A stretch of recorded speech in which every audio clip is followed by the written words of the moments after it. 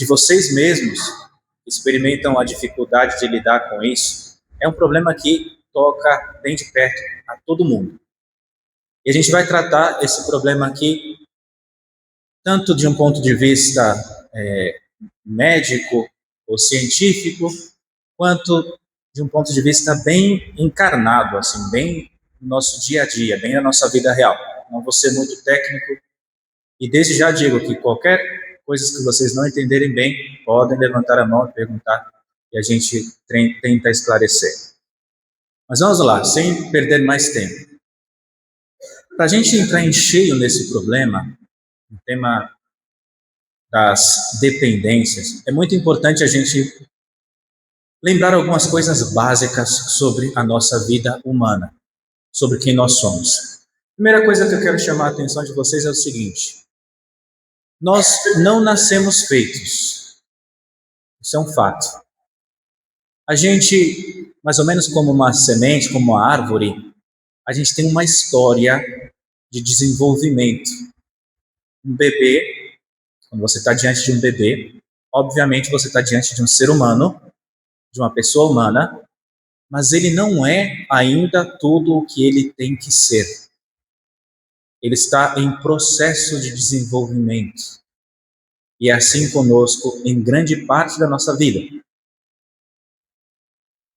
No começo desse processo, a gente não pode, não sabe praticamente nada.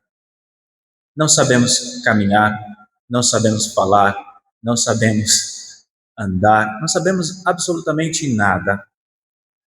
Senão que para tudo dependemos da ajuda e do serviço que os outros nos prestam. Para isso estão os pais, as mães, a sociedade, para suprir essa nossa deficiência.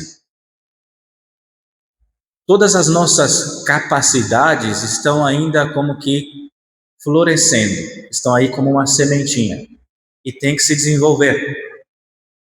Mas quando acontece o que deve acontecer, ou seja, quando tudo dá certo na vida, a gente passa desse estado de dependência total, que é a criança, a um estado de maturidade, de plenitude física, psicológica. Ou seja, a gente passa o que nós chamamos de adultez, ao estado adulto, onde você, do ponto de vista físico, você é forte, é saudável, é capaz, tem as habilidades motoras satisfatórias. Do ponto de vista psicológico, você é capaz de compreender as situações e decidir prudentemente o que é o bem, o que é o mal e fazê-lo. Ou seja, você chegou ao estágio adulto. Esse é o processo normal que tem que acontecer com a vida de todo mundo. Nós que somos cristãos vamos ainda mais longe e sabemos que essa plenitude adulta nós temos que alcançar, ela não é o fim, senão que ela é como que um passo necessário para que a gente possa chegar ao fim definitivo, que nada mais é do que a vida eterna. Então a gente cresce, a gente se desenvolve, a gente fica adulto para se orientar livremente e responsavelmente para a vida eterna. A gente sabe isso sendo cristãos. Mas ainda sem ser cristão, todo mundo se dá conta que a gente tem que crescer e tem que se desenvolver. Tá certo? Isso é um fato. Para que isso possa acontecer, vejam, a gente necessita de uma série de coisas. A gente necessita comer, por exemplo. Se nós não comemos, não crescemos, não nos desenvolvemos nem física, nem psiquicamente. É mais que comprovado hoje em dia os problemas psicológicos causados por uma má nutrição. Muitas vezes a falta da amamentação, que é a alimentação mais eficaz para um bebê, quando isso falta, os danos são consideráveis.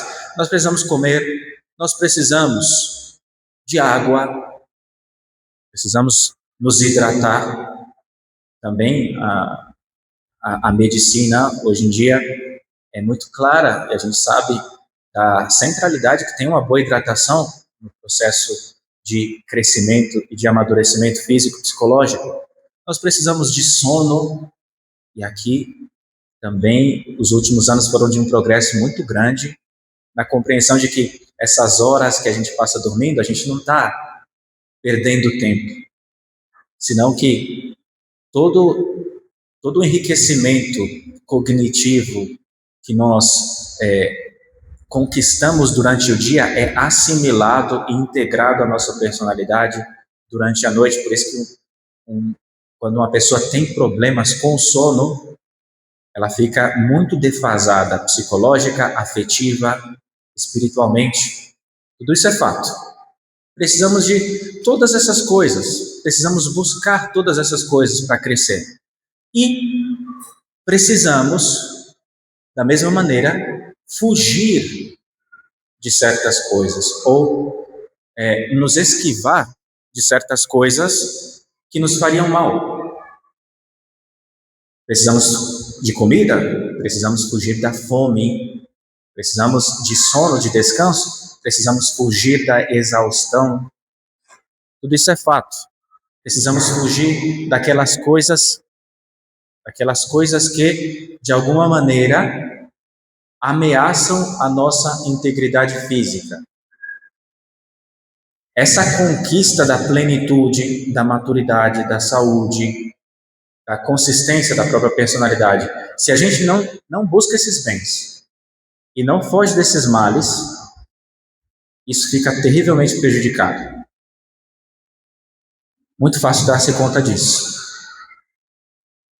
É justamente por isso que dentro de nós existe uma tendência natural a buscar, a correr atrás, a buscar aquelas coisas que vão nos fazer bem e a fugir daquelas coisas que nos vão fazer mal. Todo animal, nem só o ser humano, todo animal tem essa tendência, esse instinto a correr atrás, a buscar aquelas coisas que vão lhe fazer bem, comida, sono, água, companhia, e fugir daquelas coisas que lhe parece que vão lhe fazer mal. Dor, exaustão, perigo. Você não precisa ensinar, por exemplo, uma criança, um recém-nascido, não precisa ensiná-lo que comer é bom, que mamar é bom. Ele tem instintivamente, ele faz esse movimento de sucção, instintivamente ele faz, e basta que a mãe lhe apresente o leite, digamos, para que ele mame. Isso ele tem por natureza, é a força da natureza que lhe faz buscar o útil e fugir do nocivo. O problema é que o bebê só conhece uma forma de fugir das coisas: chorar. É a única linguagem que ele tem para expressar que algo não está certo, que aquilo ali é mal. Por isso ele chora quando tem fome, chora quando tem dor, chora quando capta a ausência da mãe. Tudo isso o que é, gente? É a natureza humana em ação. A natureza que move o sujeito a buscar o bem e fugir do mal. É a lei básica do nosso cérebro. É a lei básica animal. Mas vejam, quando nós percebemos algo como bom, experimentamos algo como útil, como oportuno para a nossa natureza, o nosso corpo reage com um fenômeno que nós chamamos de prazer. Prazer é como que, na linguagem que o nosso corpo tem, é a resposta, a reação à experiência de algo como bom. Você reage com esse sentimento positivo chamado prazer, que é uma espécie de incentivo da sua natureza a você continuar fazendo aquilo ali. Então, é prazeroso tomar água quando você está com sede. E essa é a maneira, digamos, do seu corpo te dizer: tome água, você está fazendo um bem para mim. É bom tomar água. É prazeroso dormir quando se tem sono. É prazeroso descansar quando se está cansado. Ou seja, essa é a reação. Eu não duraria muito tempo.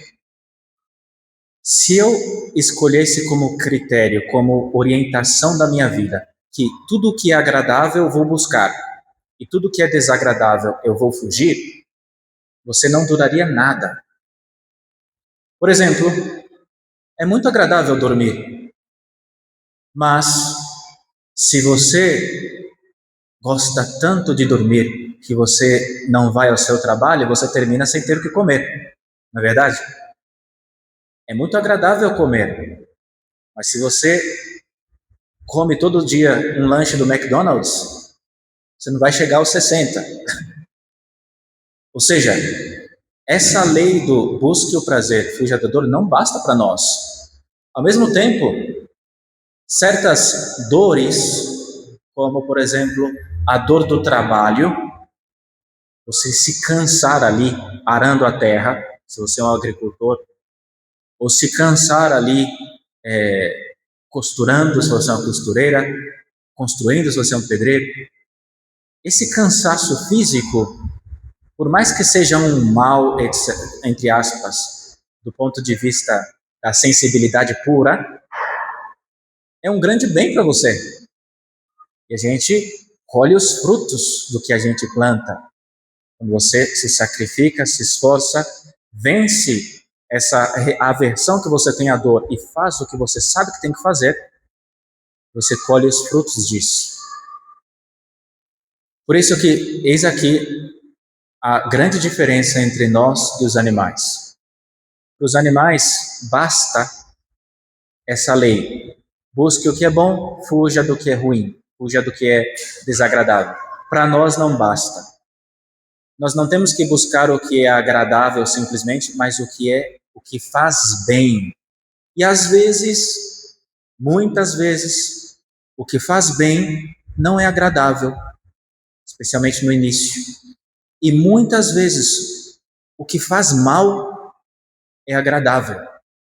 Então, por isso que a gente precisa, gente, de duas virtudes básicas que vão como que preservar a nossa integridade nesse mundo, que são as virtudes da fortaleza e a virtude da temperança. É assim, essa nossa tendência a buscar o prazer, como a gente viu, ela não basta para a nossa orientação no mundo, porque tem males que são prazerosos. Então, o que a gente precisa? A gente precisa de uma virtude que vai humanizar essa tendência, vai ordenar essa tendência, de tal maneira que você não vai buscar algo simplesmente porque é agradável, mas você vai buscá-lo na medida em que é bom, em que faz bem. Essa é a virtude da temperança. É como uma espécie de moderação no seu apetite de prazer, que faz com que você não corra atrás das coisas simplesmente porque elas são apetitosas, são atraentes, são boas, sensivelmente falando, senão que você tenha critério e luz suficiente para fugir de algo, ainda que seja atraente, porque você sabe que não fará bem para você. E ao mesmo tempo você precisa da fortaleza para não fugir daquelas dores que são boas, que farão bem. Aquelas coisas que, por mais que custam, devem ser buscadas. Você precisa de um reforço na sua afetividade para que você não corra delas, mas você as busque com coragem e constância. Essa é a virtude da fortaleza. Não existe nenhuma virtude, nenhuma mais básica do que essas duas aqui. De tal maneira que, vou falar bem claramente para vocês, se nós não temos um alto grau dessas duas virtudes, nossa vida vai naufragar necessariamente. Deixa eu repetir. Se você não tem suficiente temperança e suficiente fortaleza, a sua vida vai naufragar. Ou seja, você vai terminar se fazendo muito mal e fazendo muito mal a outras pessoas. Só para dar um exemplo assim tomado por acaso. Um adultério, por exemplo. Um adultério é um problema, sobretudo de temperança. O sujeito ou a mulher se sente atraído sensivelmente por alguém e segue essa atração sem dar-se conta de que, por mais agradável que possa parecer, é mal, fará mal a si e ao outro. Se ele não tem suficiente temperança, ele vai terminar caindo nisso. E a mesma coisa a gente pode dizer com relação a praticamente tudo na vida. Você, por exemplo, imagine que você tem que cuidar do seu pai, da sua mãe, enfermo. Muitas vezes vão se apresentar coisas mais atraentes do que essa. E se você não tem suficiente temperança, você vai correr atrás daquelas coisas, vai deixar essa. Nesse processo de cuidar do seu pai, vai ser difícil, vai ser duro, vai ser chato. E se você não está reforçado pela fortaleza, você vai deixar aquela obra. Você vai deixar a educação do seu filho, vai deixar o cumprimento do seu dever no trabalho, porque você está muito escravo daquela lei animal. Busque o prazer, fuja da dor. Ou seja, a gente tem necessidade absoluta dessas duas virtudes. Mas hoje, e aqui está o problema crítico, existe uma verdadeira crise de temperança, crise quanto à temperança e quanto à fortaleza. Por exemplo, um dos problemas mais devastadores que hoje circula por todos os níveis, não respeita nem a igreja, nem a família, nem a infância, é o problema da pornografia, por exemplo. Saibam que a média, por exemplo, hoje em dia, de exposição, da primeira exposição à pornografia é aos 6 anos de idade. Em média, as pessoas entram em contato com pornografia pela primeira vez aos 6 anos de idade. E muitos psicólogos afirmam que esse contato tem o mesmo impacto de um abuso sexual. É uma coisa muito violenta para a psicologia da criança. E condiciona depois o comportamento dela nesse aspecto de uma maneira drástica. Mas também tem o problema das drogas, que também é claramente um problema de temperança. Aqui em Piracicaba eu não sei como é.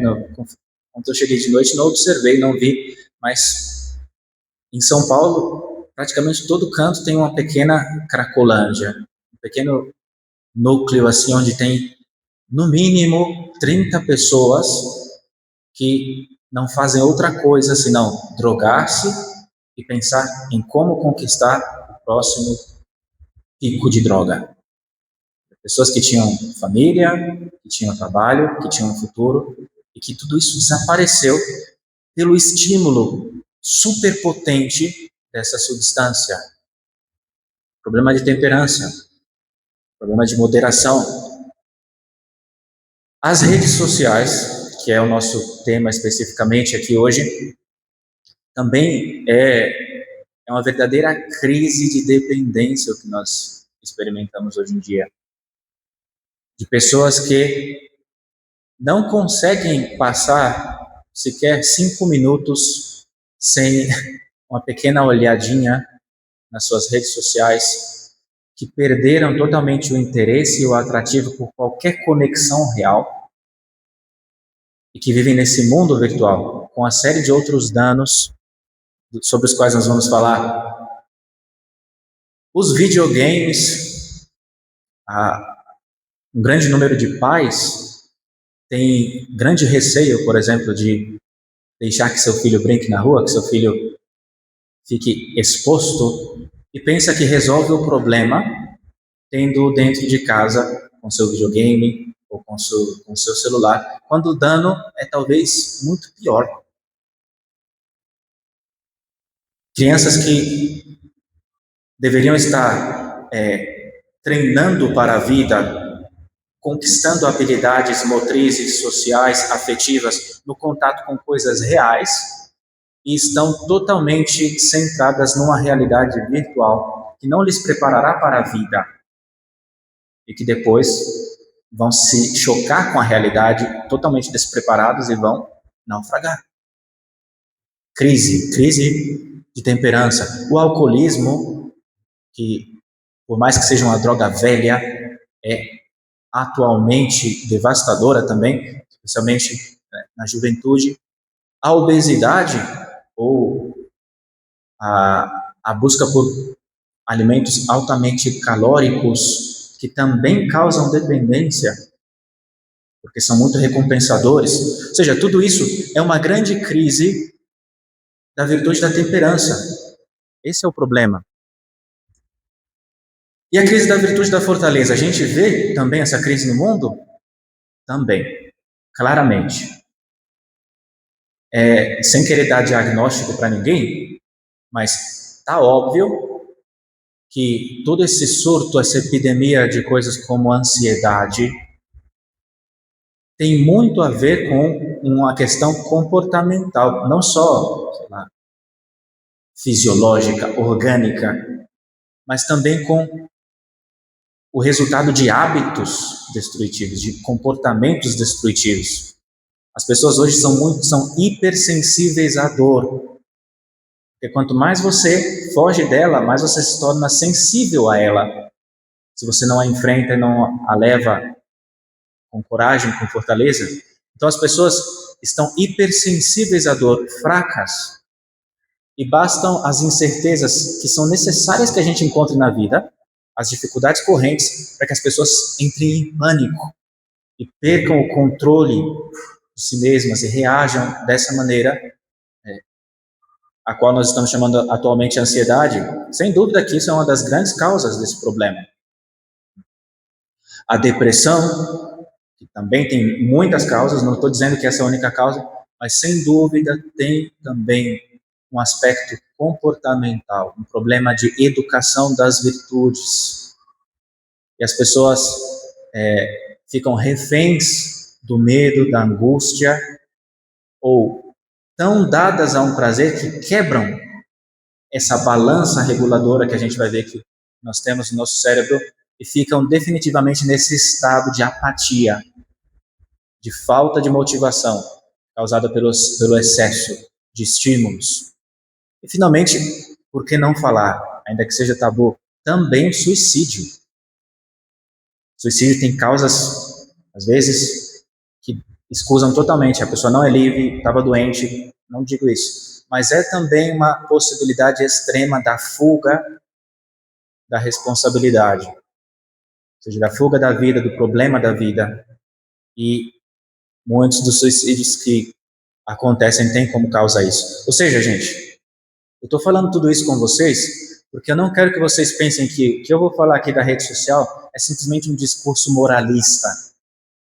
Ah, é certo, é errado, é pecado, não é pecado. Não é isso. É mais do que isso. É uma questão de nós temos uma natureza e essas realidades não encaixam com a nossa natureza. Usadas sem critério, elas nos destroem. Estão feitas para isso. Portanto, além do discurso de que se é pecado ou não, porque não é a maioria dos recursos que a gente encontra, não são diretamente, intrinsecamente pecaminosos, não são coisas más em si mesma, como é mal em si mesma a pornografia, como é mal em si mesma a droga. A maioria das coisas não são assim más em si mesmas, mas elas são muito perigosas para nós e fazem mal drástico se nós as usamos mal. Pois bem, e o que é que... só para encerrar essa primeira parte. Essas duas virtudes que eu falei para vocês, a temperança e a fortaleza, nós podemos compará-las, como comparou Platão, um dos maiores filósofos gregos, comparou essas duas virtudes a dois cavalos que devem como que puxar, dar o impulso à nossa existência em direção ao bem, mas o bem, a direção, quem dá é a nossa razão. Nossa razão iluminada pela fé. Ou seja, uma pessoa normal, que é uma pessoa adulta, que é o que nós temos que ser, e é o que nós temos que fazer com que os nossos educandos sejam, os filhos de vocês sejam, é o seguinte: que você saiba quem você é, saiba aonde você quer chegar, qual é o sentido da vida, etc. E que você conte com a ajuda da temperança e da fortaleza para alcançar esse objetivo. São as 4 virtudes fundamentais que fazem de uma pessoa madura. A prudência, está aqui representada pelo cavaleiro, que é quem vê a direção, quem aponta para o fim. A justiça, que também dá os limites, especialmente quando está em jogo a realidade do próximo.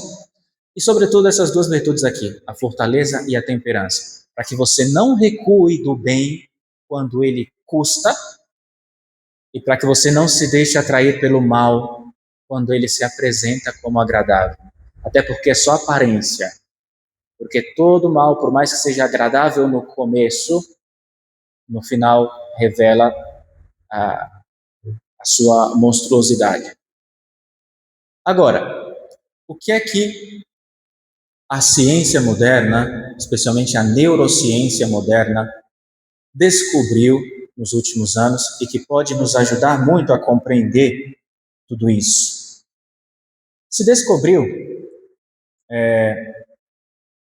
nos últimos anos em que nós já somos capazes de como que fotografar, escanear o nosso cérebro em ação.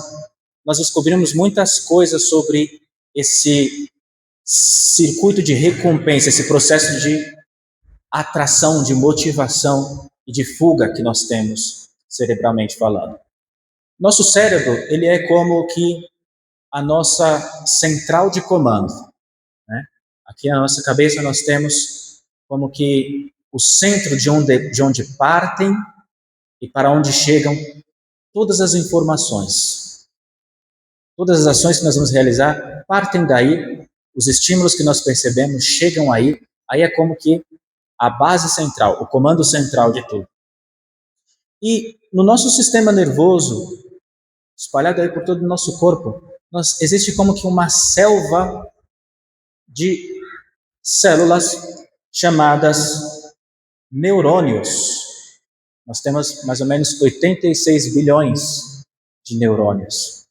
E é através desses neurônios que passa, digamos assim, a informação que vai resultar em tudo que nós fazemos.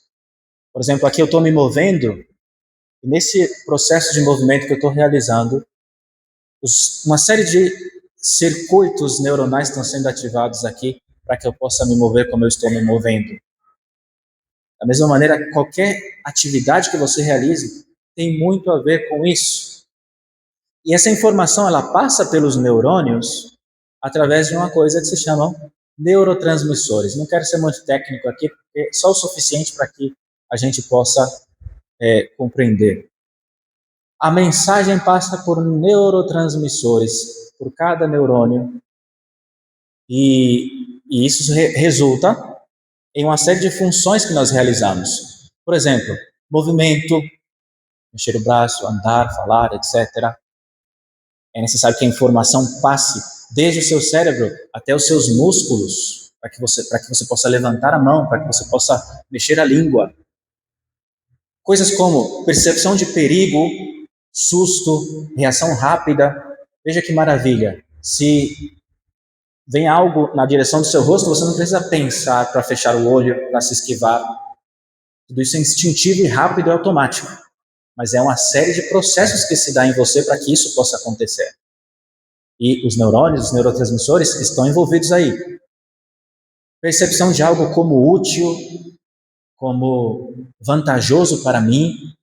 Então, sei lá, que quando você percebe, nossa, aquilo ali poderia me ajudar, isso aqui poderia servir, e você vai em busca daquilo, nessa situação tão básica, entram em jogo os neurônios, os neurotransmissores, emoções, medo, alegria, calma, ansiedade, batimento do coração, respiração, ou seja, a nossa fisiologia como um todo está profundamente ligada com o nosso cérebro, evidentemente, e como que o contato entre essas duas coisas, a mediação é feita pelos neurônios, os neurotransmissores que viajam através dos neurônios.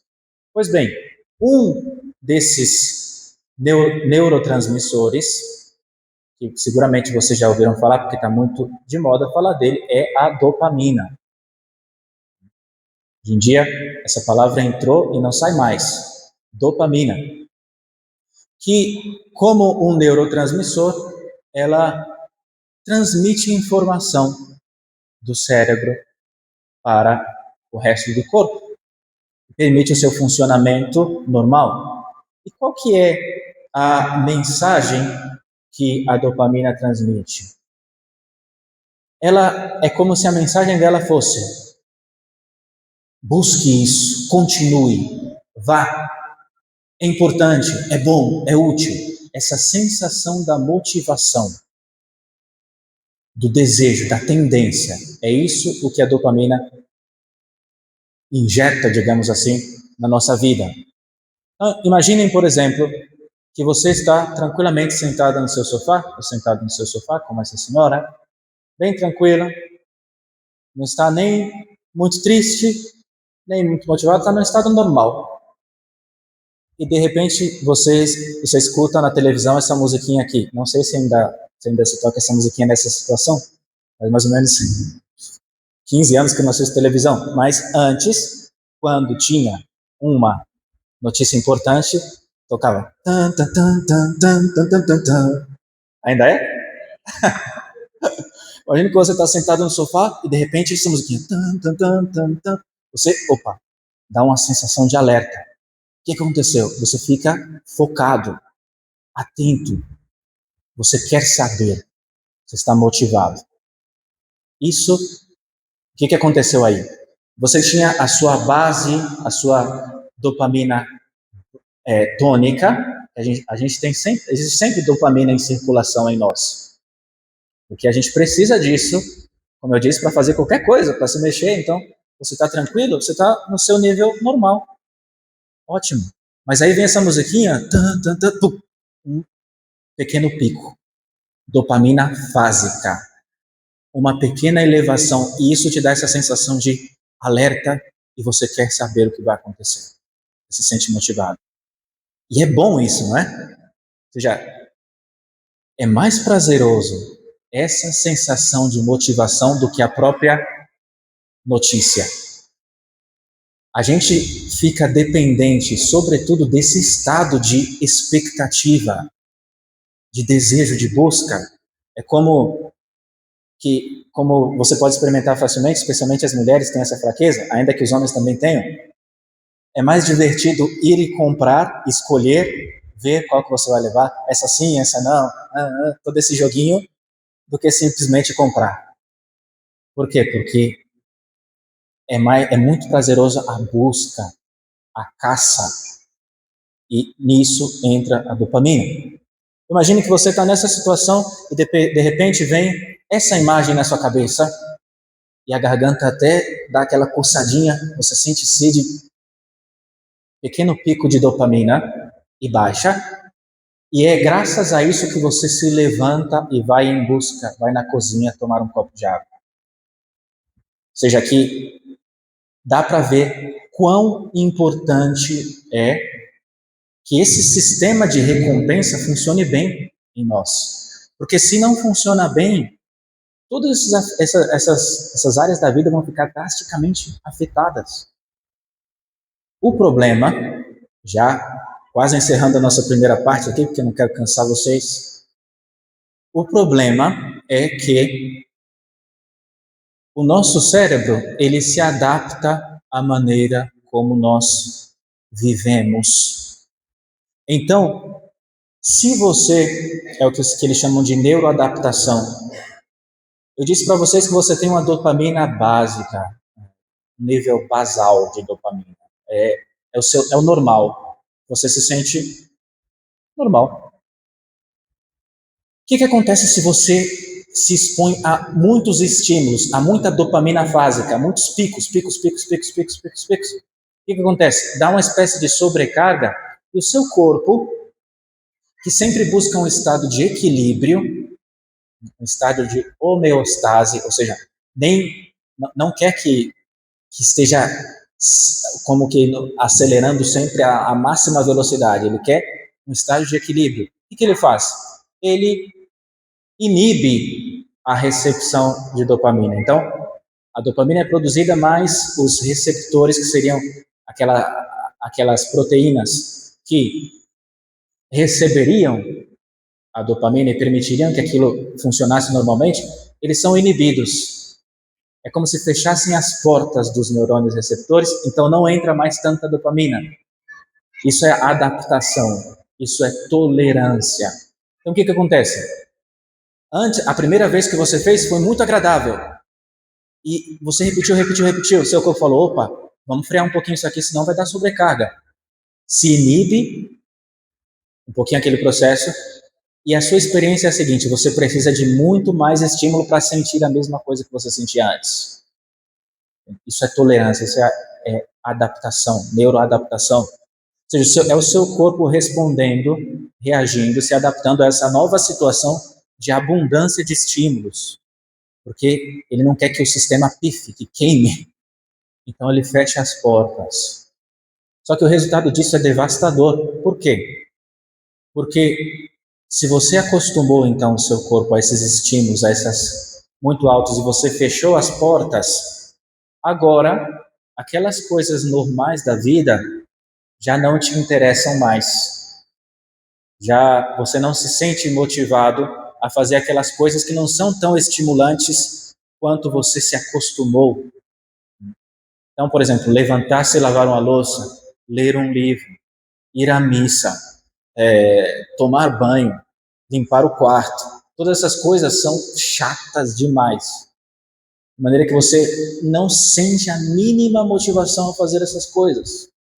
Você fica como que totalmente apático, indisposto, incapaz de perseverar nas coisas por muito tempo, protelando, deixando para depois, adiando. Fica como quase que imprestável para a vida. E conversar com uma pessoa, resolver os problemas do dia a dia, não te move mais de maneira nenhuma. Só o que você quer é buscar de alguma maneira um super estímulo para que você possa voltar a sentir algo. E aí o problema é que hoje em dia nosso mundo é campeão em produzir esses estímulos fáceis e rápidos. E para uma grande quantidade deles, nós temos acesso simplesmente através disso aqui. É isso que você está buscando, um novo pico, quando você vai girando aquele scroll infinito, vendo um vídeo depois do outro. É estímulo que você está buscando, quando você simplesmente vagueia nas redes sociais, quando você compra, pesquisa coisas que você não tem necessidade. É simplesmente isso que você está buscando, um novo pico para sair desse caos. Então, vejam, o problema de educar um filho, de tirar um filho do celular ou deixar você mesmo na rede social, não é simplesmente um problema moral, não é simplesmente uma questão de é pecado ou não é pecado. A questão é que você condicionou o seu cérebro de tal maneira que agora você precisa sim de uma espécie de terapia para sair disso. É por isso que o tratamento é sempre conjunto. No centro está, como tudo na nossa vida, está a nossa convicção religiosa, a nossa fé em Cristo, o nosso desejo de vida eterna, de responder à vocação que Deus nos deu. Isso é o que nos move, mas a gente precisa sim também de técnicas, de terapias, de ajuda para contornar a situação do ponto de vista médico. Nenhuma coisa sem a outra vai dar certo. A gente precisa de ambas. Por isso, nessa primeira palestra, eu queria só apresentar o problema e na próxima, se Deus quiser, a gente vai ser mais voltado ao tema da terapia e como concretamente lidar com isso. Bom, então continuamos. Tudo isso que eu expliquei para vocês sobre o que acontece no nosso cérebro nesses momentos e como isso é atraente, tudo isso foi descoberto, foi bem estudado pela neurociência.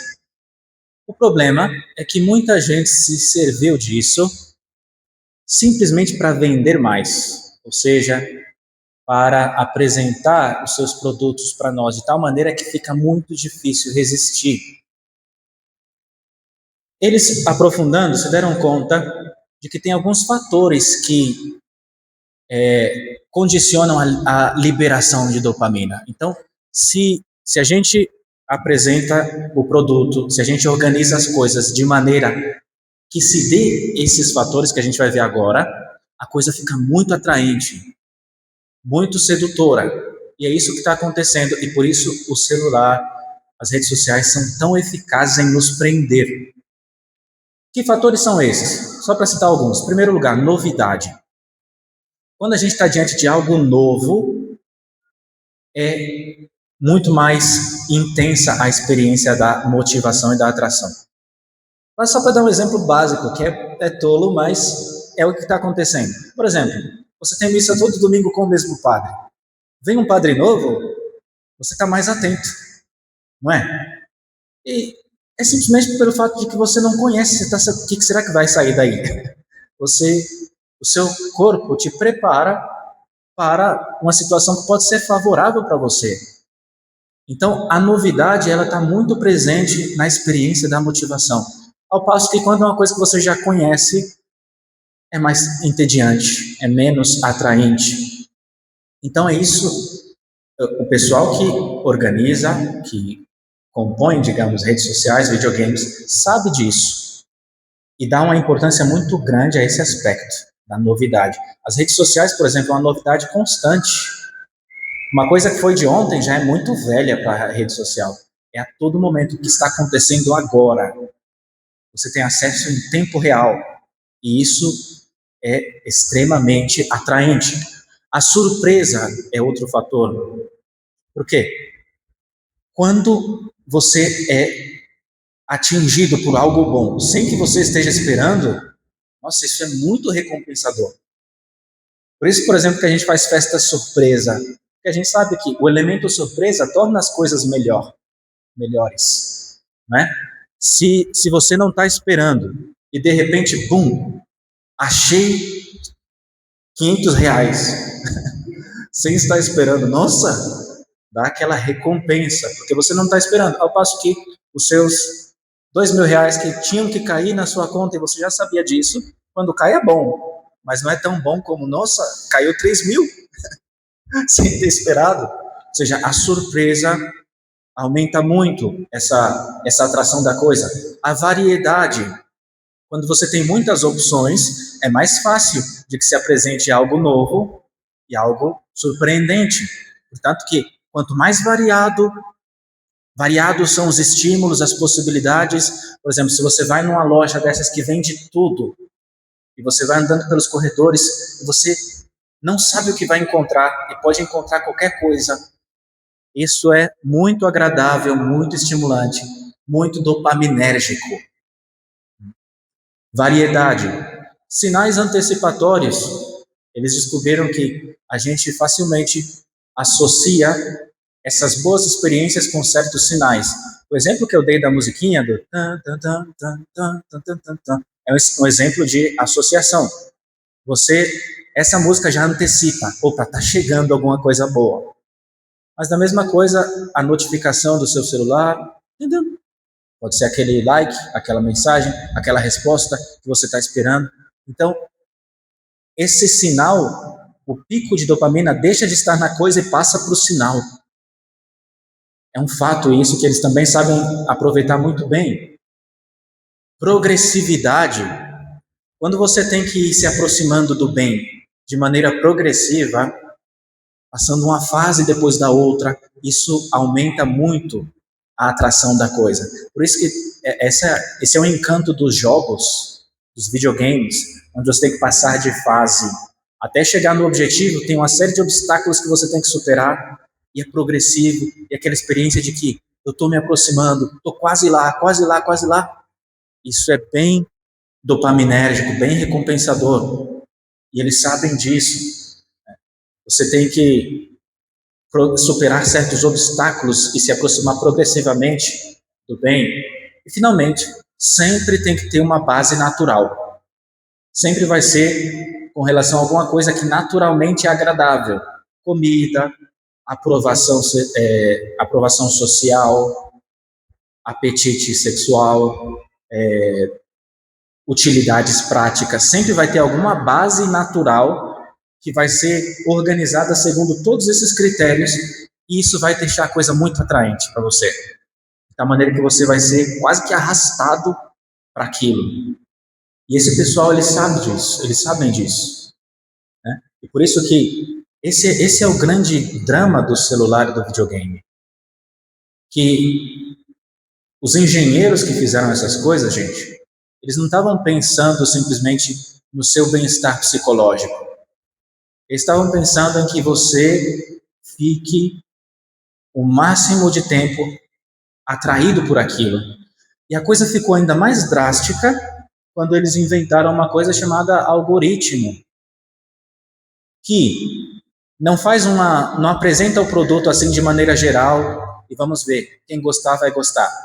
Senão que ele pega o seu histórico, as suas pesquisas, as suas preferências e calcula tudo com uma precisão cirúrgica para oferecer para você aquelas coisas que você mais se sente atraído naturalmente.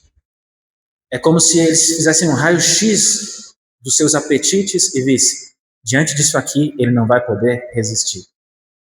Entende? De maneira que todas as suas pesquisas, todas as suas curtidas, até o tempo que você ficou olhando para uma imagem antes de girar a barra, isso foi calculado, foi tido em conta para apresentar de agora em diante as coisas para você de uma maneira personalizada. Ou seja, que está tudo muito bem disposto para que você fique dependente daquilo. Não é nenhuma novidade, nenhuma causa de maravilha, portanto, se os jovens, as crianças não conseguem fazer outra coisa senão ficar girando aquilo ali. Porque aquilo ali está extremamente adaptado e pensado para condicionar essas crianças. Agora, a boa notícia, tudo isso é muito mais fácil de ver nesse caso aqui, ó, no caso da droga, como absorve totalmente a consciência da pessoa e todas as outras dimensões da vida desaparecem. Como eu falei, o pessoal nessas cracolândias não toma banho, não come, não faz nada, só consegue pensar no próximo êxtase que vai ter, na próxima droga que vai usar. Mas com menor intensidade, mas também de uma maneira muito destruidora, isso acontece com as tecnologias e com as redes sociais. Tem muito jovem aí que jogou o futuro dele já pelo ralo, já trancou 4 faculdades, já perdeu 10 empregos, já está endividado até o pescoço por aposta, por videogame, pornografia. Tem gente que já se fez um dano terrível por causa disso. E às vezes patrocinado pelo próprio pai, pela própria mãe. Isso aqui é o pior. Por isso que é importante que vocês se conscientizem disso e aprendam a como ajudar a reverter, na medida do possível, tudo isso que aconteceu. Agora, a boa notícia é que esses cientistas também descobriram, especialmente no caso de alterações assim, de redes sociais, videogames, que são mais comportamentos do que substância, não é droga que você injeta. É um comportamento muito estimulante. Neste caso, normalmente, 30 dias de abstinência, com 30 dias de abstinência, 30 dias sem fazer aquilo, o seu sistema de recompensa começa a se normalizar. Ou seja, é reversível. Da mesma maneira que os seus receptores bloquearam ali o processamento da dopamina no nível normal, você ficou com as portas fechadas, digamos, depois de mais ou menos 30 dias de abstinência, 30 dias sem estímulos excessivos, esses inibidores começam a cessar e você começa a voltar ao normal. Mas a boa notícia é essa, que isso é reversível, mas a dificuldade é isso, é que a maioria das pessoas não consegue passar o vale escuro, digamos, que tem durante esses 30 dias. Porque você tem que passar ao menos umas 3 semanas muito, assim, muito depressivas para chegar, digamos, no fim do túnel. Porque você não vai ter estímulos, super estímulos, dessa droga que você deixou de usar, do celular, da rede social, do videogame. Você não vai ter aquele estímulo e, ao mesmo tempo, as coisas do dia a dia não bastarão para te acordar, para te mover. Então você vai ficar naquele estado de nada me interessa, não quero fazer absolutamente nada, tudo é chato, sem gosto, como se você estivesse vendo o mundo preto e branco. Mas se você persevera nesses 30 dias assim de abstinência, sem substituir uma droga por outra, ou seja, sem buscar outros tipos de consolo, depois de 30 dias o seu sistema começa a se normalizar. Essa é a boa notícia. Ou seja, você começa a processar, a ter níveis de dopamina normais, os receptores já não bloqueiam como bloqueavam, e o que acontece é que as coisas do dia a dia começam de novo a importar para você. Então você não precisa de 2 horas de Instagram para sentir alguma coisa, senão que você sente alguma coisa caminhando, falando com sua mãe, varrendo a casa. Você sente motivação para isso. Por isso que o que a gente vai ver agora, bem sucintamente, é uma espécie de plano que uma psiquiatra americana, best-seller, usei muito do livro que ela escreveu, Nação Dopamina, que está muito conhecido hoje em dia, para essa apresentação. Ela oferece no final desse livro como que um caminho pedagógico, passos para que você saia das suas dependências, das suas adicções. E ela faz isso, deixa eu ver se eu coloco isso. Ela faz isso aqui com um acrônimo. Ou seja, se você olhar assim, verticalmente, o que está escrito aqui é dopamine, que é dopamina em inglês, né? E cada primeira letra dessa faz referência a algum dos pontos que você tem que ter em conta no seu processo de recuperação. Isso aqui é como um mapa de saída do vício. A gente vai ver bem brevemente cada um desses pontos, porque se você percorre esse caminho aqui, você vai com muito mais facilidade sair das suas dependências, sejam elas quais forem. Né? Bom, primeira coisa, o D aqui faz referência a dados. Informação. Primeira coisa que você tem que saber é em que você está viciado, de que você está dependente e quanto você está dependente. Quanto você está dependente daquilo. Isso significa coletar os dados. Isso você faz com um exame de consciência, mas aqui tem um ponto. Muitas vezes você mesmo não pode fazer isso por você. Você precisa de ajuda. Que outras pessoas te digam. Porque às vezes, quando nessa área cerebral, onde tem esse circuito de recompensa, quando isso está muito estimulado, uma outra área fica impedida, que é a área pré-frontal, que é onde a gente analisa, discerne, raciocina as coisas. Acho que agora foi de vez. Não, tá bom. Eu tenho que tirar isso aqui também, né? Não, vamos trocar.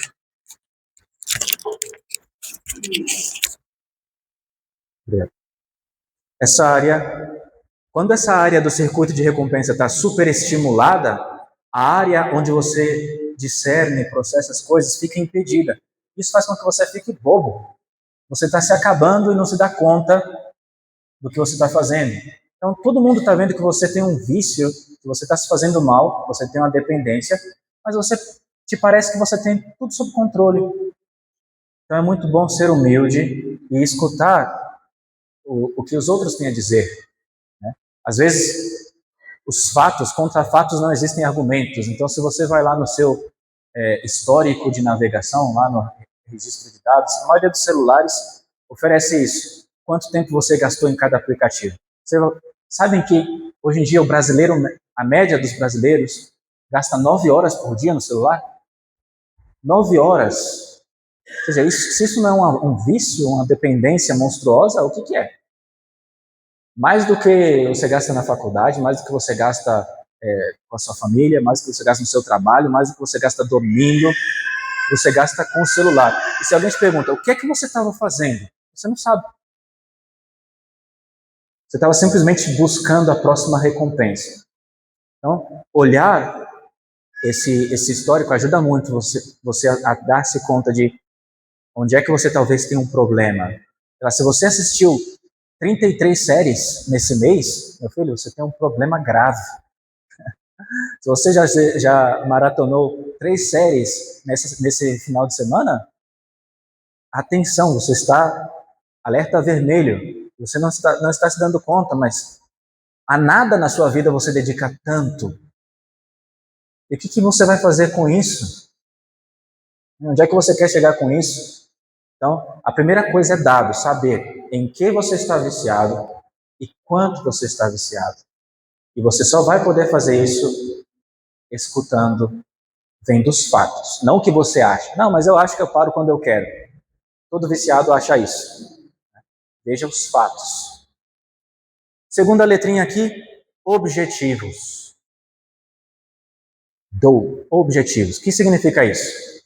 Todo vício, toda dependência, por mais que seja algo que te destrói, tem a sua razão de ser. Ou seja, você está buscando aquilo por algum motivo. Já lembram daquela música antiga, Vou beber para esquecer meus problemas? Tem sempre uma lógica por trás do comportamento. O sujeito está buscando aquilo por alguma razão. E é fundamental no processo de liberação saber por que você está buscando aquilo. Quanta gente, por exemplo, não bebe por luto, ou por problemas de relacionamento, ou sei lá, em 1001 causas, ou porque por preocupações econômicas. Você saber por que é que você está fazendo aquilo que te destrói ajuda muito. Não estou viciado no celular simplesmente porque eu tenho uma fobia social, eu sou meio inadaptado, um pouco tímido. Então, se eu chego num lugar que não tem ninguém, ao invés de ficar tranquilo, esperando alguém para conversar, eu tiro o celular e ao menos eu dou a impressão de que estou falando com alguém. Isso é uma estratégia básica de fugir da dor, do desconforto de ser tímido. Uma pessoa que tem consciência disso vai poder lidar com isso de uma maneira muito mais eficaz. Porque ao invés de tapar o buraco com o celular, eu tenho que enfrentar minha timidez. Entende? Simplesmente isso. Ou, sei lá, se eu estou aqui viajando na internet simplesmente porque eu não tenho nada para fazer, então eu tenho que buscar alguma coisa para fazer. A maioria dos pais erra muito aqui. Fala, menino, sai desse celular. Aí se a criança falar, tá bom, mãe, mas o que é que a senhora me oferece? O que é que eu vou fazer, então?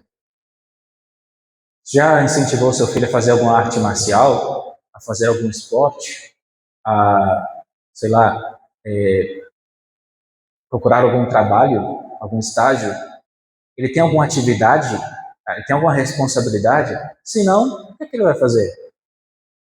Entende? Então, a parte do objetivo, nesse caso, ele está agindo assim, em grande parte porque não tem outra opção. Então você tem que organizar as coisas de maneira a dar uma opção. Isso é o que significa objetivo, ou seja, por que é que você está recorrendo àquilo que está te destruindo? Qual é a lógica interna disso? Aqui vem um ponto importante, problemas, né? No P. O que significa o problema? Grande parte das pessoas só sai de uma adição, de um vício, quando começa a experimentar certos problemas que o seu vício lhe traz. Por exemplo, o sujeito era viciado em, sei lá, conteúdo obsceno e foi surpreendido pela esposa, que está ferida por isso, com razão, e quer que ele mude.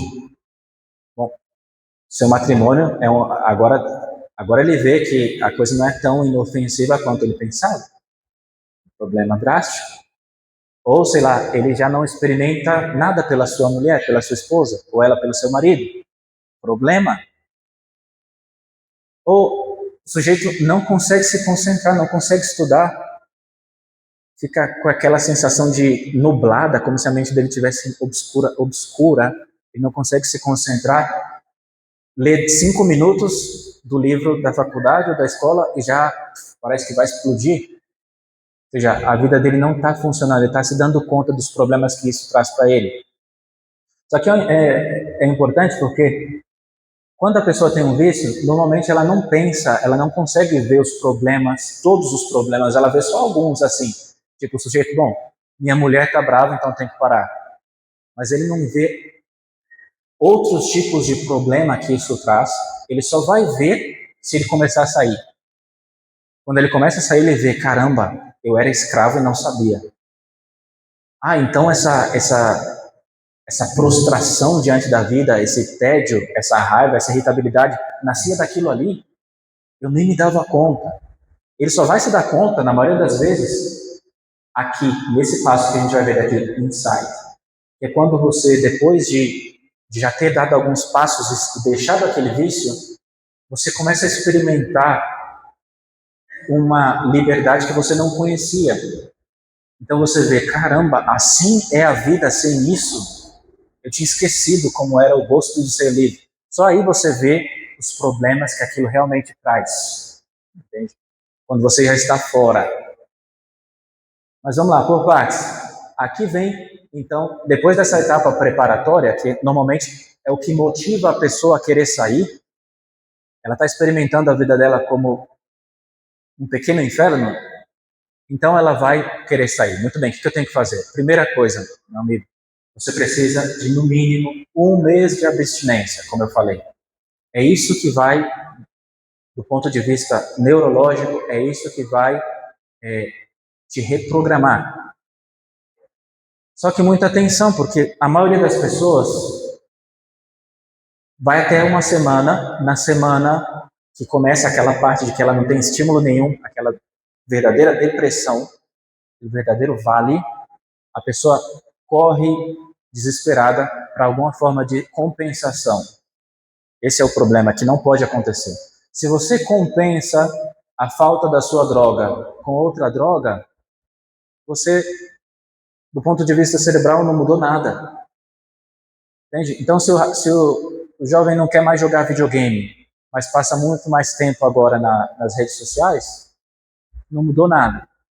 Se ele não quer mais redes sociais, mas vai para o videogame, ou vai para compras, ou vai para o que quer que seja muito estimulante, ele não se reprograma, digamos, cerebralmente. Porque é a mesma substância que está ali agora, só que tem uma roupagem nova. Então, não tem jeito, gente. Tem que pagar o preço da liberdade.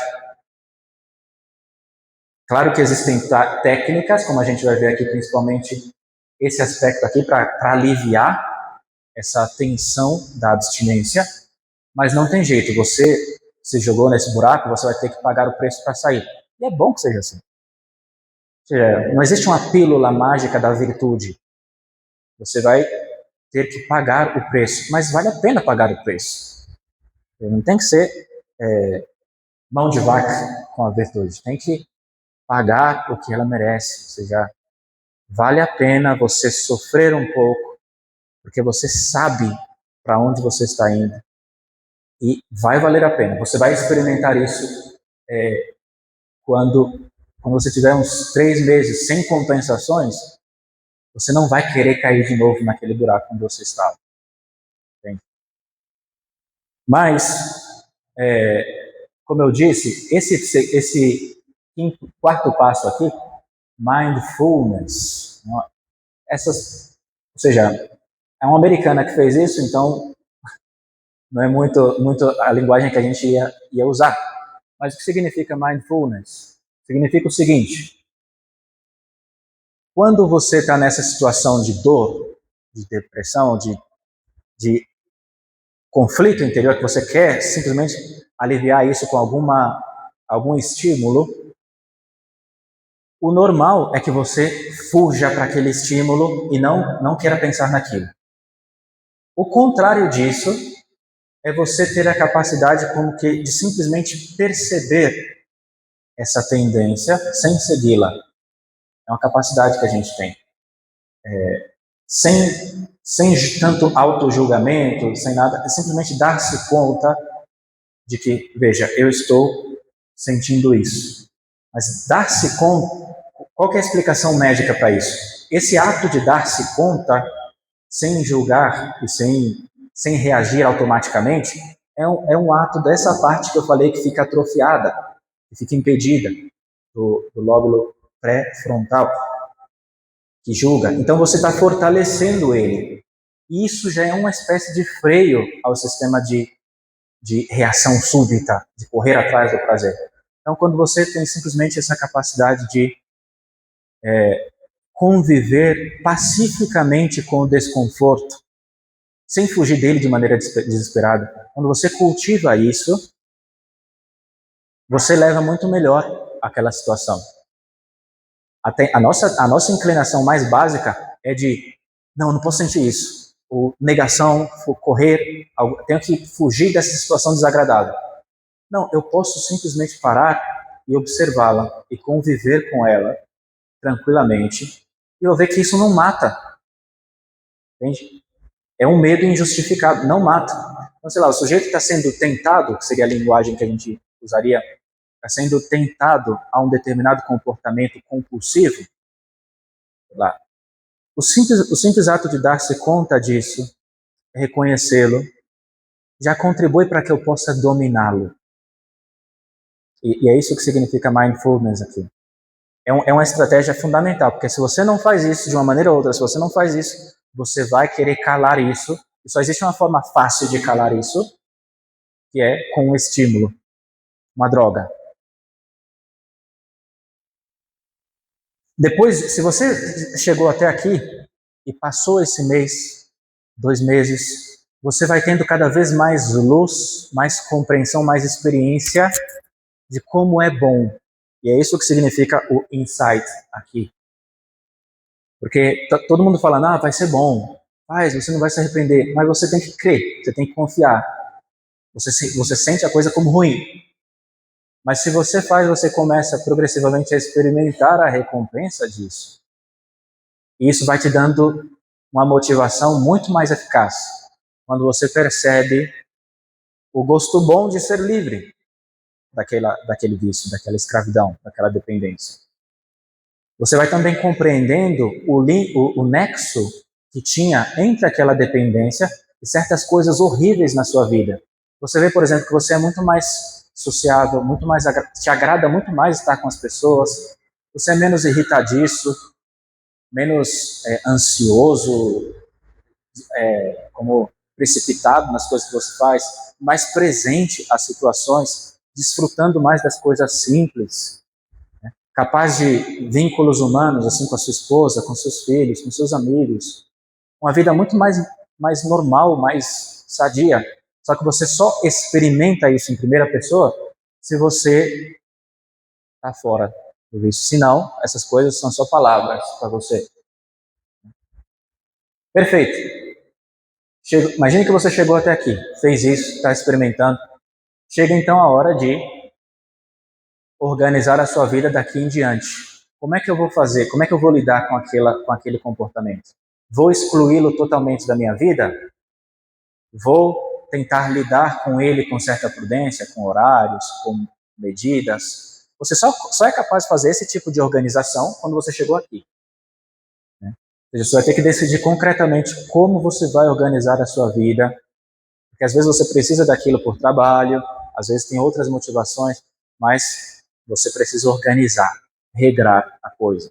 E você só vai poder fazer isso nessa etapa, que é de novos passos, que já integra com a última, que é a da experiência. Você vai experimentando o que dá certo e o que não dá certo para você. Porque às vezes você fala, bom, então eu vou fazer assim, mas você vai fazer e você cai de novo. Você vê que, não, eu não tenho força suficiente para lidar com isso dessa maneira, tem que tentar de outra maneira. Então tem uma série de barreiras.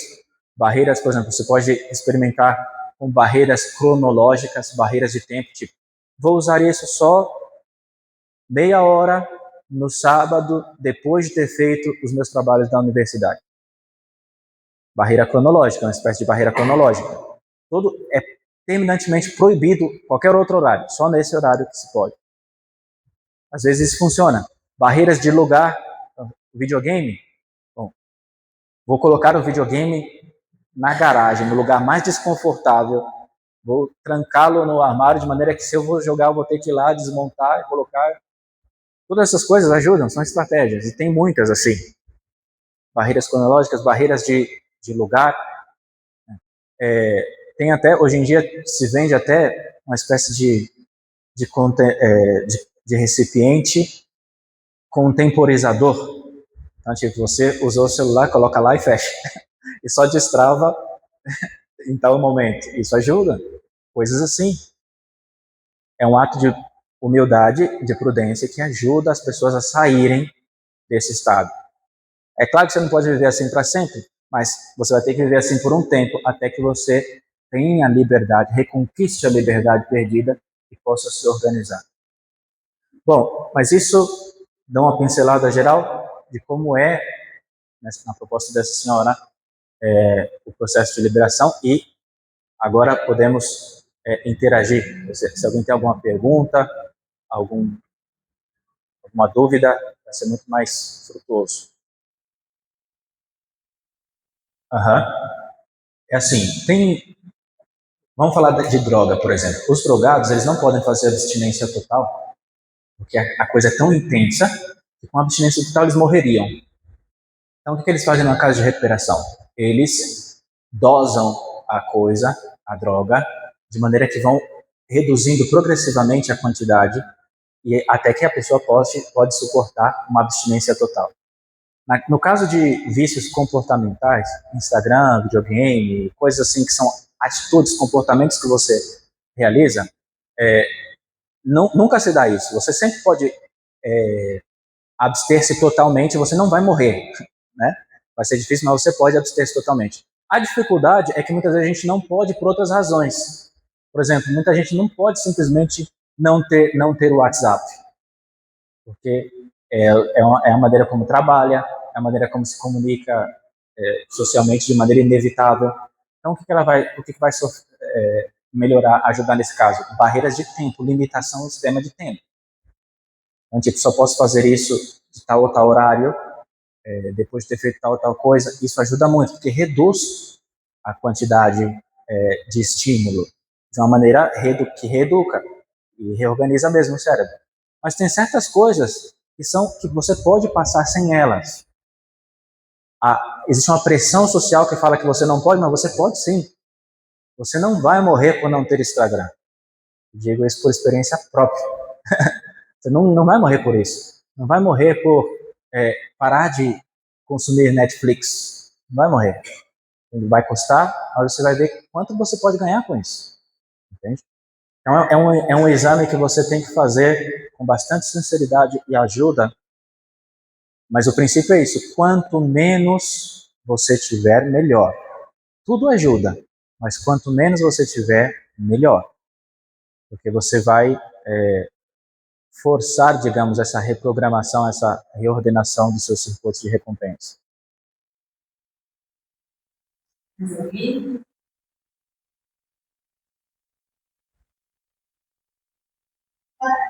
Boa tarde. Você indica para os pais de uma criança de 7 anos que tem bastante dependência, assim, celular, na internet, como assim, os pais façam para que diminua esse acesso da criança? É muito mais fácil num caso como esse. Vocês têm que ter como princípio assim, criança do 0 aos 10, 11 anos, nada de telas. A criança não precisa disso, não ganha nada com isso. Veja, todo o contato que a criança tem com o mundo real, brincadeiras manuais, correr, pular, gritar, todas essas coisas, não são só perca de tempo. É a maneira como a natureza da criança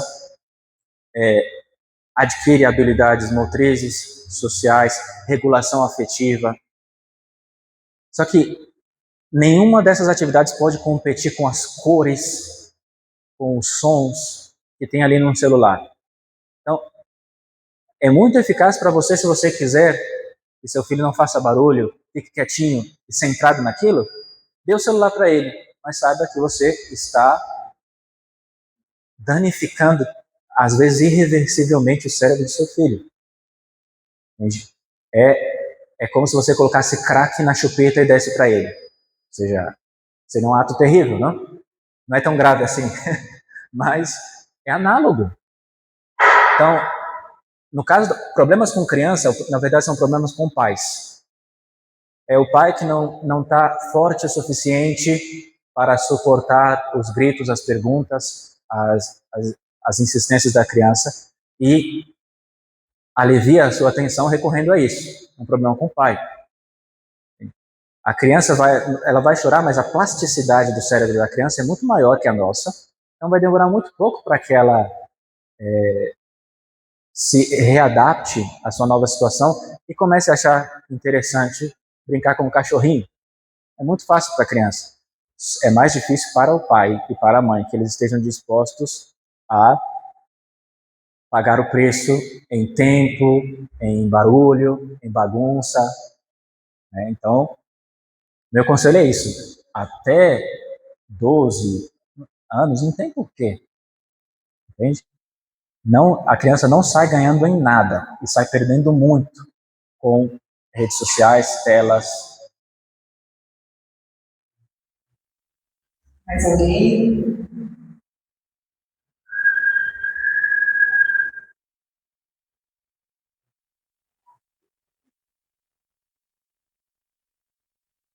Olha, eu tenho duas perguntas. Uhum. A primeira é em relação à mudança.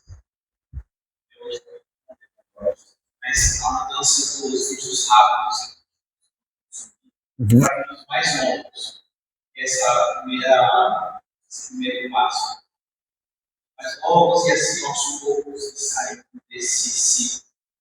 Só ver isso como algo lícito ou sem nenhum dos dois e não. O segundo é em relação ao seu valor de dificuldades, por exemplo, social.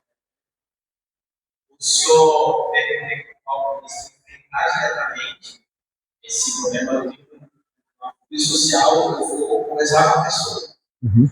Ou o senhor recomenda outros caminhos? Uhum. Sim, excelente pergunta. Assim, vou começar por essa segunda, essa última aí. Esses estudiosos, eles observaram uma coisa muito interessante, que no processo de recuperação, uma coisa que ajuda muito é você pressionar no lado da dor. E a nossa tendência é ir para o prazer, para aliviar a dor. Uma coisa que produz um efeito muito positivo é quando você insiste ou pressiona um pouquinho no lado da dor e a resposta do corpo termina sendo uma recompensa. Então, por exemplo, tem muita gente que se recupera, que luta contra vícios severos, como de crack, drogas, substâncias químicas, com banhos gelados, a temperaturas muito frias mesmo, e experimentam nisso uma regulação do sistema de recompensa muito eficaz. Esse mesmo exemplo que você deu, no livro a autora cita o exemplo de um sujeito que tinha esse problema de fobia social, uma timidez muito grande, e ele se forçava a isso, a se colocar sempre em situações assim com muitas pessoas e ir falando com uma, falando com a outra, experimentava depois disso uma gratificação muito grande, muito estável e duradoura. Entende? É a sabedoria de sempre, do agir contra a inclinação. Às vezes, porque você tem um sistema de, o seu corpo te prepara e recompensa tanto atividades fáceis e deleitáveis quanto atividades difíceis. Por que a gente sobe uma montanha? Não é porque é fácil, entende? É porque existe também um prazer no árduo, no difícil. Por que, sei lá, você joga futebol, você gosta de jogar contra um time competitivo, você não gosta de jogar contra a criança de 5 anos. Quando o time é competitivo, você gosta, por quê? Porque existe um prazer, uma recompensa ligada à superação de obstáculos. Entende?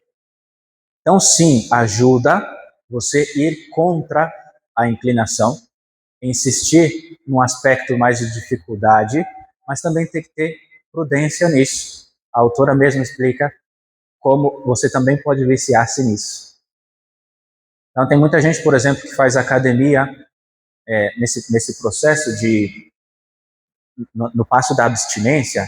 Muita gente encontra apoio no exercício físico, isso é muito bom, mas termina com um excesso, uma espécie de vício, onde você deixa de buscar a atividade e busca a gratificação que você vai experimentar depois da atividade. Isso já é insano.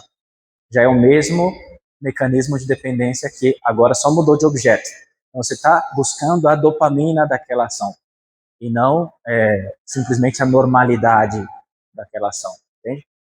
Então, resumindo a resposta, é útil, sim, agir contra a tendência e ir na causa. Então, se a causa desse recurso fácil ao celular era a fobia social, você tem que resolver esse problema de fobia social, e isso se resolve com qualquer medo, enfrentando aquilo.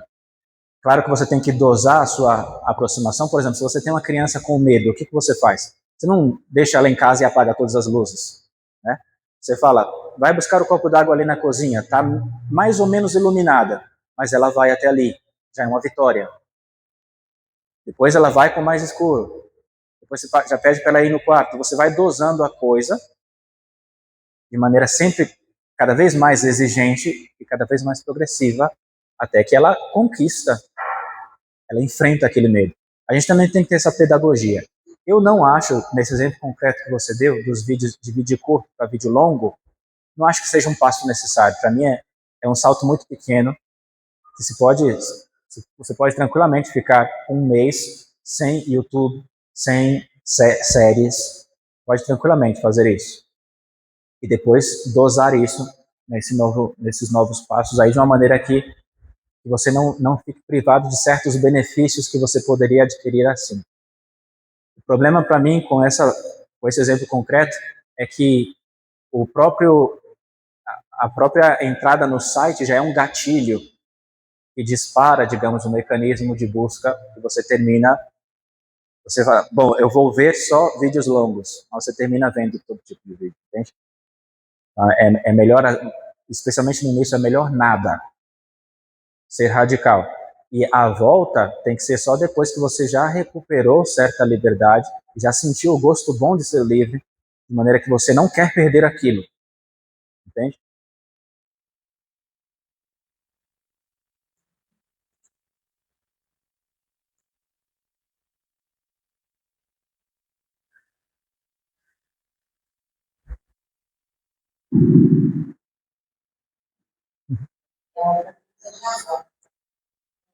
Gente, o celular é algo que realmente a criança não tem acesso, né?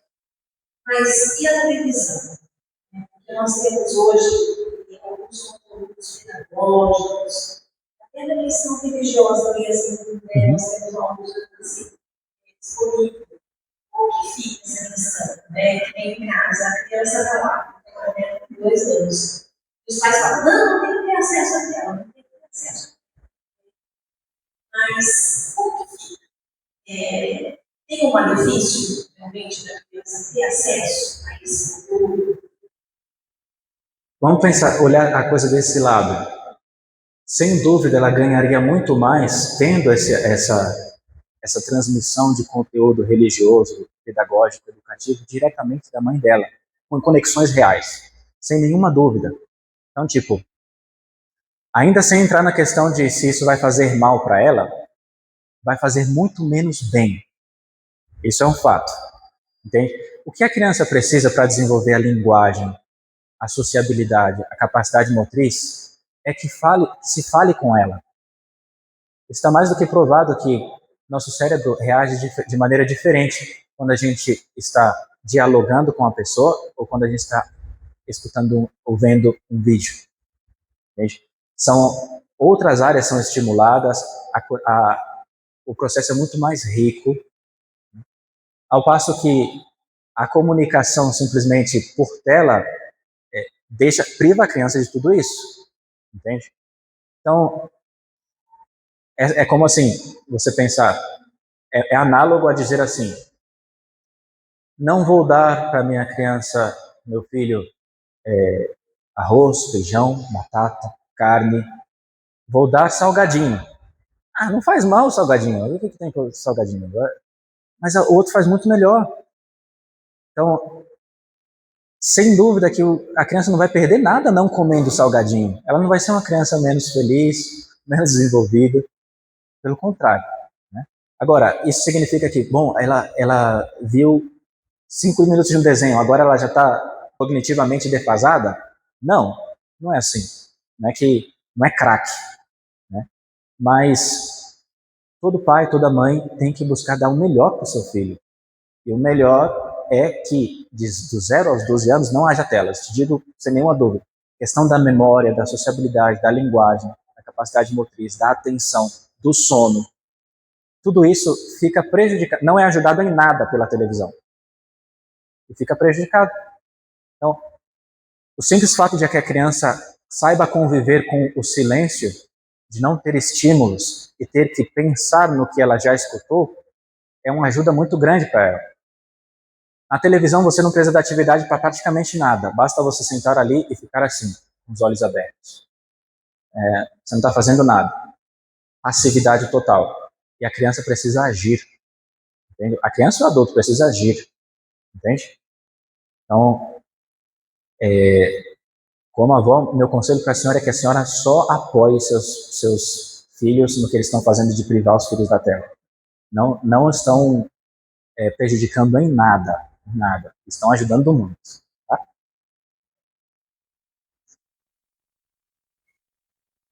Ali.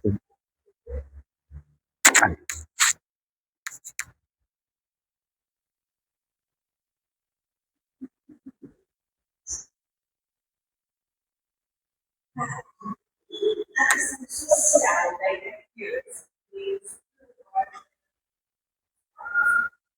Mas, meu amigo, meu colega, a gente continua naquela linha, não? Isso Uhum.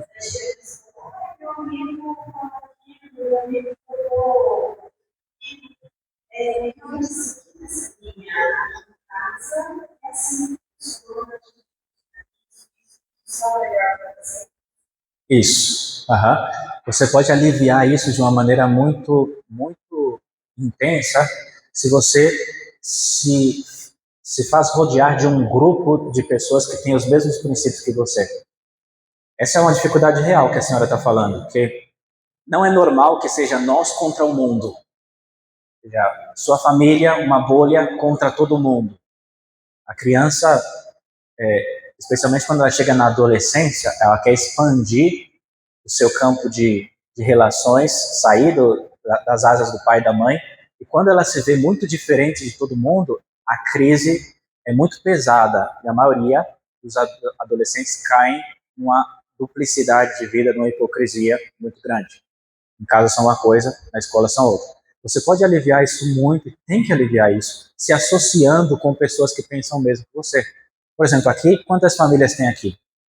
Vocês têm que ser amigos entre vocês, frequentar a casa um dos outros. Os filhos de vocês têm que brincar juntos, porque aí não vai ter esse problema, ou vai ter muito menos, porque na casa do Pedrinho, da Joaninha, é igual à minha casa.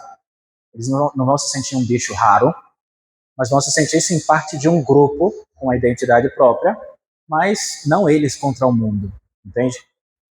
Então, isso aqui é decisivo para você, gente. Especialmente, vocês têm que fazer isso enquanto são crianças, porque isso vai preparar a adolescência.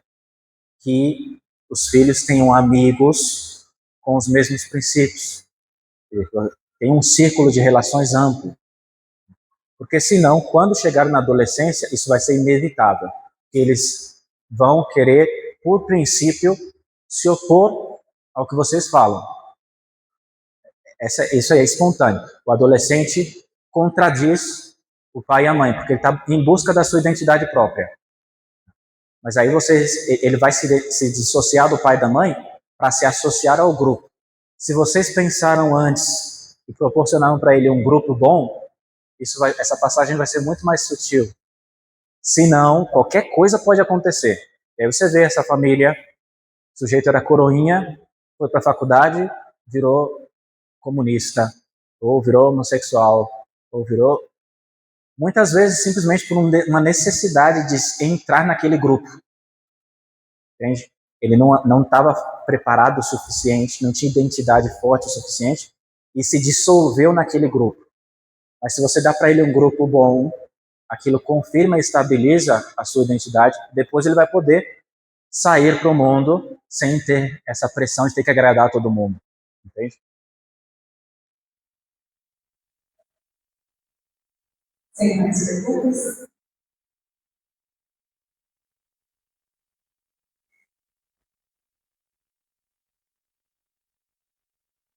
Parece até que você usa o celular, né? Pelo amor de Deus, né? Como me perguntar, eu sei que todo mundo tem dúvida. Mas assim, você comenta. É um problema grave. Não se fala muito sobre esse problema. Ninguém nunca vai escutar, talvez demore. Um dia, talvez a gente pode escutar ali, hashtag, celular faz mal para a saúde. Mas talvez quando acontecer isso já é tarde demais, porque essa geração já está sofrendo as consequências, né? Um problema gravíssimo. O padre Valdinei, ele colocou um tema que é o fundamento, tudo isso porque é um problema com, inclusive, uma dopamina, né? Então ela apaga todos os serviços. E um leque, hoje, meu Deus do céu, claro, o celular é uma porta. Ali, sei lá, é vício, seja vício pornográfico, seja vício de ver vídeo simplesmente, seja vício de jogar videogame para aprender apostas. Né? Hoje já se tem ajuda com esse problema de grave. E é um fundamento mesmo, o problema da economia. Agora, dentro disso tudo, né, você fala um pouco dessa gravidade, desse alerta, né, que é principalmente nós, católicos, inteiro, que a gente fala muito desse problema, e depois, dentro desse, digamos, cronograma de tratamento, vamos dizer assim, né, vai depender dos casos, tem casos que a pessoa sozinha vai poder fazer um passo dela mesma, sair desse mundo, tem casos que ela vai precisar buscar um profissional, tem casos, acredito que a maioria, que a vida espiritual mesmo vai ajudar, vai ser uma porta para que ela possa sair o mais rápido possível. Aí, onde entraria aí a ajuda da vida espiritual, ou seja, da oração, da confissão, da direção espiritual? Como seria, se uma pessoa quer sair disso, como pensar nesse sentido? Excelente, padre. Isso é um aspecto que, vocês veem, não aparece especificamente em nenhum desses aqui, porque não é uma coisa a mais, não é um passo a mais, senão que é o que vivifica, o que deve vivificar todos esses passos. Ou seja, a nossa relação com Deus não é um meio para a gente ser saudável, como algumas pessoas pensam, não é que eu vou buscar Deus para me sentir bem, não é isso, senão que a relação com Deus é o fundamento no qual se apoia qualquer coisa que preste.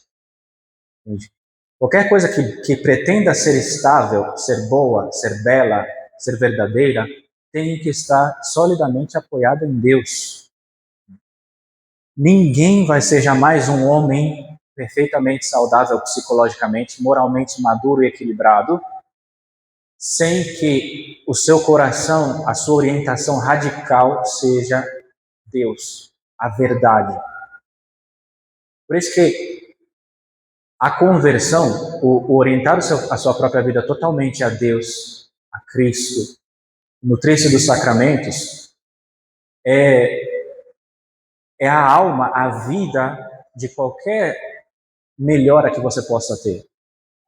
Então, não é uma questão de em que passo, em que momento que se encaixa isso e para que vai servir. Tudo se ordena a isso. No final das contas, você quer ser uma pessoa inteira, porque é assim que Deus quer que você seja. E a vida sacramental, aqui entra um aspecto teológico que eu não entrei, porque isso era muito mais informativo, científico, no sentido de técnico, humano, mas tem uma verdade que a gente não pode calar, porque é verdade, não é porque a gente acredita, é verdade, é assim, que é o seguinte: nós estamos feridos, nós estamos danificados por uma realidade que se chama pecado original e agravada pelos nossos pecados pessoais, e ninguém pode sair disso por nenhuma técnica, ninguém pode sair disso por nenhum meio humano. Nós necessitamos ser salvos. E por isso nosso Senhor Jesus Cristo se fez homem, por isso ele instituiu a igreja com os sacramentos, onde a nossa natureza é sanada, a graça sana. Eu já presenciei e, por que não, experimentei na minha vida mesmo, que a nossa fé, ela não é algo colado com cola assim, mas, senão que a graça sana a natureza. Se você comunga com fé de que Cristo realmente está ali, com graça, em estado de graça, frequentemente, você conta com a energia sobrenatural. Assim como você não precisa fazer nada, você precisa só tomar o remédio, e o remédio age, o remédio é intrinsecamente eficaz, o remédio não depende da sua boa vontade. O remédio funciona porque ele é remédio. Assim também a graça sacramental, especialmente a graça da comunhão bem feita, ela sana a natureza. Uma pessoa que nada é impossível a uma pessoa que comunga frequentemente e que comunga bem. Ou você vai deixar de comungar, ou você vai deixar de pecar. É assim. Porque a graça existe, porque Deus existe, Ele age, Cristo é verdade. Não é um autoconvencimento nosso. É por isso que você tem pessoas que eram absolutamente viciadas. Pensa uma Maria Madalena. E se santificou não à base da sua força de vontade, mas pela eficácia intrínseca da graça. Então, não como um passo a mais, mas verificando tudo isso, temos que ter uma vida sacramental muito intensa. Se você tem um vício, para você não basta comungar aos domingos. Você tem que comungar mais frequentemente. Tem que ir para a missa no dia de semana. Se você tem um vício, para você não basta se confessar uma vez por ano pela Páscoa. Você tem que se confessar frequentemente, ainda que você não tenha caído em pecado mortal, porque a graça sacramental do sacramento da confissão não só perdoa e devolve a vida sobrenatural, mas restaura, te libera das sequelas do pecado. Então você tem que renovar a dor, que você vai tendo cada vez mais uma dor mais pura de ter ofendido a Deus, e tem que se confessar bem, frequentemente, e você vai ver como isso faz a diferença. Por isso que não é uma coisa a mais, é a vida. O que anima todo o nosso processo de ser pessoas melhores é a nossa adesão a Deus, que é o único bom. É por estar unido a Ele que nós somos bons, com a graça dele. E a outra coisa que o padre tinha falado era sobre a gravidade e como se silencia tudo isso. É um fato. Tem o seu fundamento, porque certos temas desses são delicados. O pudor nos impede de falar muito dessas coisas assim.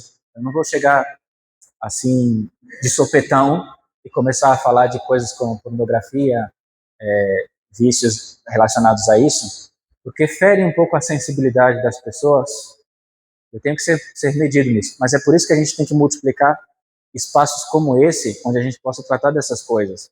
Porque ninguém é bobo e a gente sabe que isso é um problema real. A gente sabe, basta você ver quais são as coisas mais pesquisadas no Google, para você ver que a maioria das pessoas traz esse tumor dentro da alma. Basta você ver que tipo de imagens que as pessoas pedem para a inteligência artificial criar, para você ver aonde está o coração e o afeto da maioria das pessoas. Então, a gente tem que falar mais disso, tem que ser sincero. Por exemplo, uma coisa que eu recomendo muito na questão daquelas barreiras que eu falei na parte da experiência, filtros no celular, por exemplo, né, que você tenha filtros. É uma coisa que para mim toda família tinha que fazer. Por que uma família não pode ter um filtro que consiste no seguinte, que, tá bom, seu filho tem que ter celular, beleza, mas toda a atividade no celular dele fica visível para você por aquele filtro. Então a mulher sabe o que o marido vê, o marido sabe o que a mulher vê. Por que a mulher tem que ter a sua vida privada onde o marido não entra? Por que o marido tem que ter sua vida onde a mulher não... Isso não é normal? Entre família não tem que ter nada que esconder. E a gente precisa desse estímulo, dessa ajuda. Porque a nossa sociedade não está para brincadeira. Então, por exemplo, tem um aplicativo que oferece esse tipo de serviço, é pago, mas é barato, chama Covenant Eyes. É um filtro que não impede você de ver nada, mas você pode tornar visível aquilo que você vê para um grupo. Isso ajuda muito. Né? Isso salva vidas, salva famílias. Então, reunir-se, falar e tomar medidas concretas como essa é o que faz com que você saia dessa miséria, né?